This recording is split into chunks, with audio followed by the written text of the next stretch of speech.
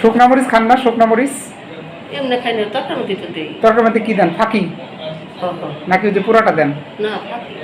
আচ্ছা, আর এমনি সমস্যা কি হয় বললেন এখন? এই পর্যন্ত জইলাটা হয়ে যায়। বুক জ্বালা পোড়া করে? আচ্ছা। তা সেদিনকে পরে মরে গেছিলাম, পরে মেয়ের গেছিলাম, ধরো গ্রামটা ডাক্তার এনে হাড়ের 2টা সুই দিছে। আচ্ছা ঠিক আছে, ওটা বুঝছি। মানে তাহলে হচ্ছে ওই বুক জ্বালা পোড়া করে, বুক জ্বালা পোড়া করে।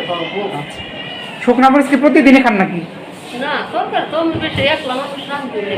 মানে প্রতিদিনই কি শুকনা মরিচ দিয়ে রান্না করেন ওই ফাঁকি দিয়ে? না, মাছ গোছ রাঁধলে একটু দেই। মাছ মাছ রানলে তখন দেন আর কি?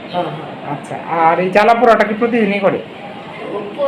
ওই গ্যাস্ট্রিক দামিটা যদি খাই না, মানে গ্যাসের ওষুধ খেলে ঠিক থাকে? একটু ঠিক থাকে, এতে তোমার নাইজের উঠছে। আর এমনি মশলা টসলা কিরকম দেন ইয়াতে?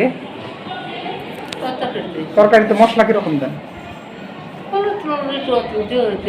না মশলা ওই যে অন্যান্য যে মশলা আছে না, জিরা টিরা ইয়ে টিরা? না, জিরা টিরা দেই না, ওই যে জিরা টিরা ফাঁকি করছে তাই একটু দেই। ওগুলো দেন আর কি?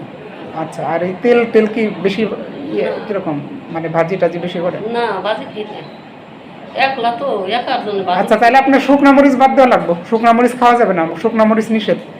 ঠিক আছে, শুকনা মরিচ বাদ দিলে যে দেখবেন যে গ্যাস কোথায় চলে গেছে, বোঝা গেছে? গ্যাস চলে যাবে।